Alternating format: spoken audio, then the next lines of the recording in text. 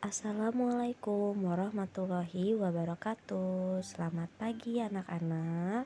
Bagaimana kabarnya hari ini? Tetap jaga kesehatan ya.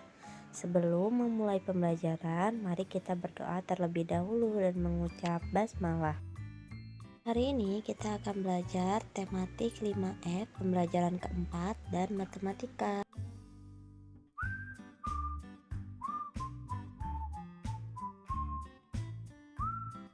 Perhatikanlah gambar berikut ini. Apakah kamu sering menemui perbuatan di atas di lingkungan tempat tinggalmu? Apakah perbuatan tersebut termasuk interaksi manusia dengan lingkungan? Apakah perbuatan tersebut berdampak baik atau buruk terhadap lingkungan? Nah, sekarang coba kalian baca teks dampak interaksi manusia dengan lingkungan alam pada halaman 30 di buku paket kalian masing-masing. Isi dari teks tersebut adalah pemanfaatan dan pengelolaan sumber daya alam yang bijaksana dan memperhatikan kelestarian lingkungan memiliki dampak positif bagi lingkungan dan manusia.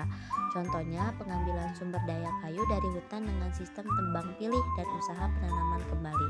Dengan sistem tebang pilih, manusia dapat mengambil kayu untuk memenuhi kebutuhan hidup dan juga turut menjaga kelestarian hutan. Dampak positifnya adalah manusia dapat memenuhi kebutuhan hidup. Ketersediaan sumber daya kayu bagi generasi selanjutnya tetap terjaga. Namun, saat ini banyak interaksi manusia dengan lingkungan yang berdampak negatif. Banyak manusia yang mengambil dan memanfaatkan sumber daya alam dengan tidak bijaksana dan tidak memperhatikan kelestarian lingkungan. Misalnya, penebangan dan pembakaran hutan untuk keperluan pembukaan lahan dan pemukiman. Hal tersebut berdampak negatif seperti terjadinya banjir dan longsor serta polusi udara. Perilaku manusia yang tidak menghargai lingkungan seperti membuang sampah sembarangan, merusak tanaman, dan membakar sampah juga berakibat buruk bagi lingkungan. Lingkungan menjadi kotor, rusak, dan tercemar. Menggunakan sumber daya alam yang terkandung dalam lingkungan merupakan hak kita, sedangkan memperbaiki kerusakan lingkungan dan menjaga kelestariannya adalah kewajiban setiap manusia. Bagaimana kewajibanmu sebagai siswa? Sebagai seorang siswa atau siswi di sebuah sekolah, kita memiliki kewajiban. Kewajiban adalah segala sesuatu yang dianggap sebagai suatu keharusan yang hukumnya wajib untuk dilaksanakan oleh individu sebagai warga sekolah. Sedangkan hak adalah segala sesuatu yang dapat diambil ataupun tidak oleh individu sebagai warga sekolah. Kewajiban seorang siswa atau siswi di sekolah adalah sebagai berikut.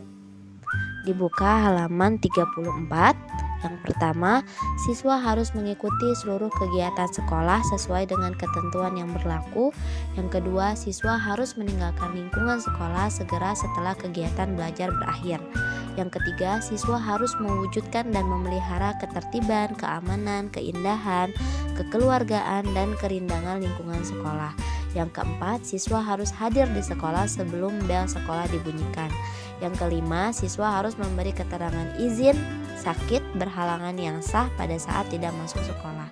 Yang keenam, siswa wajib mengikuti upacara bendera. Yang ketujuh, siswa wajib memelihara seluruh fasilitas yang ada di lingkungan sekolah.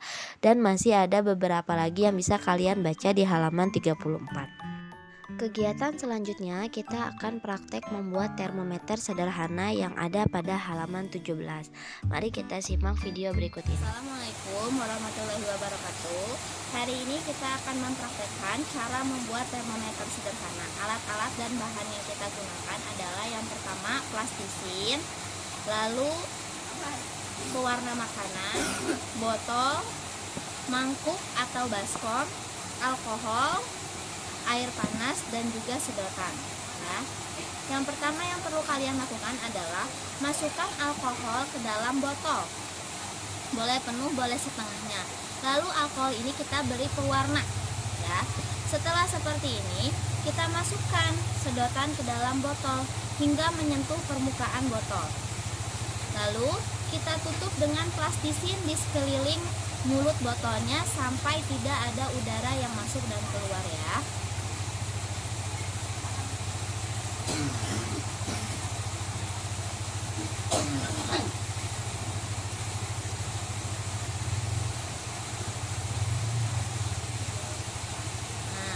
Setelah jadi seperti ini, sekarang mangkuknya kita isi air panas.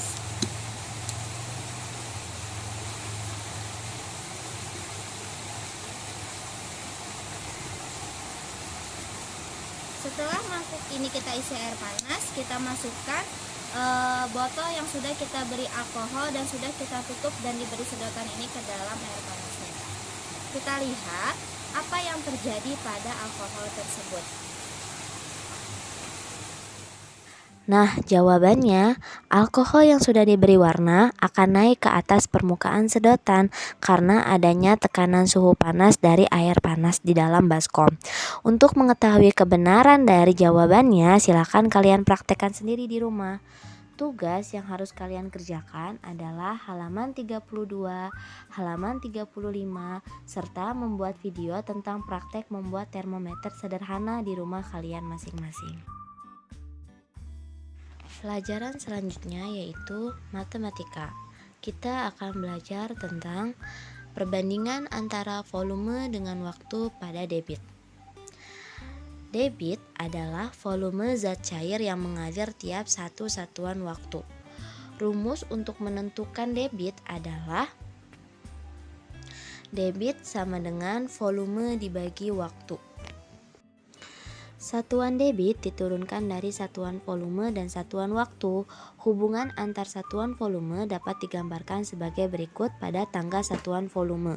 Di sini ada kilometer kubik, hektometer kubik, dekameter kubik, meter kubik, desimeter kubik, sentimeter kubik, milimeter kubik.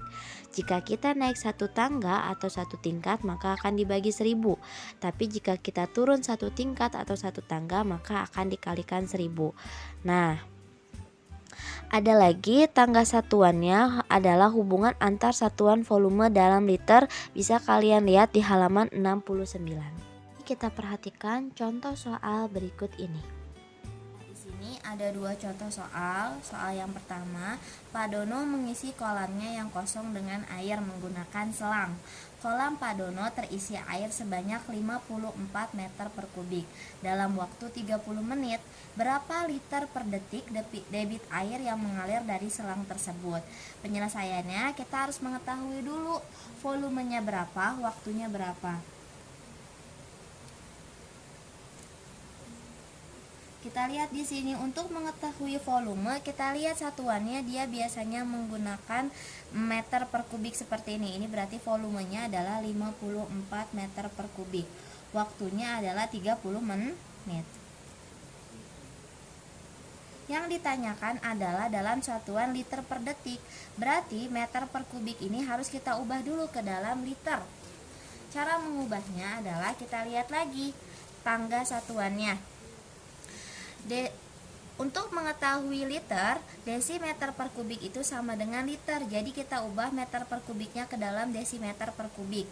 Kita lihat berapa turun tangganya.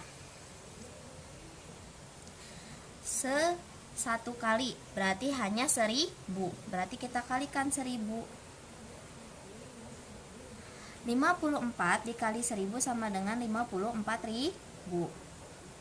Desimeter per kubik sama dengan 54.000 liter.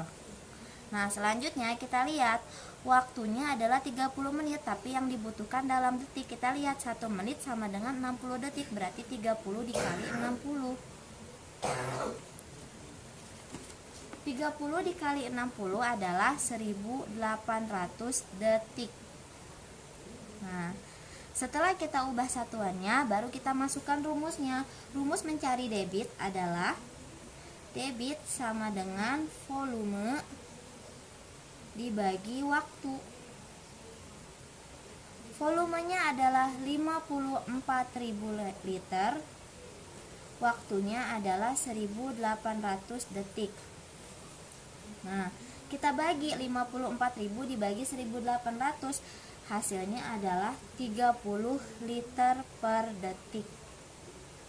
Nah, ini hasil soal yang pertama. Untuk soal yang kedua, sebuah keran membutuhkan waktu 12 menit untuk mengalirkan air sebanyak 48 liter. Jika keran mengalirkan air sebanyak 96 liter, berapa waktu yang dibutuhkan? Ini penyelesaiannya kita menggunakan tabel. Kita lihat dulu, kita buat dulu tabelnya seperti ini. Volume satuannya adalah liter, waktu satuannya adalah menit. Kita lihat, mana yang satuannya liter adalah 48. Berarti ini adalah volumenya. Yang satuannya waktu berarti yang ini menit. Kita tulis di sini 12. Lalu yang ditanyakan adalah jika keran mengalirkan air sebanyak 96, kita tulis di sini 96, berapa waktu yang dibutuhkan? Yang ditanyakan adalah ini waktunya berapa. Yang pertama, kita bagi dulu 48 dibagi 12. Hasilnya adalah 4. Nah, setelah dapat 4 ini, 96 kita bagi 4. 96 dibagi 4. Hasilnya adalah 24. Jadi keran mengalirkan air sebanyak 96 dalam waktu 24 menit. Hasilnya adalah 24 menit. Tugas yang harus kalian kerjakan halaman 72 nomor 1, 2, dan 3 di buku tulis. Sebelum mengakhiri pembelajaran, mari kita mengucap hamdalah, alhamdulillah. Wassalamualaikum warahmatullahi wabarakatuh. Terima kasih.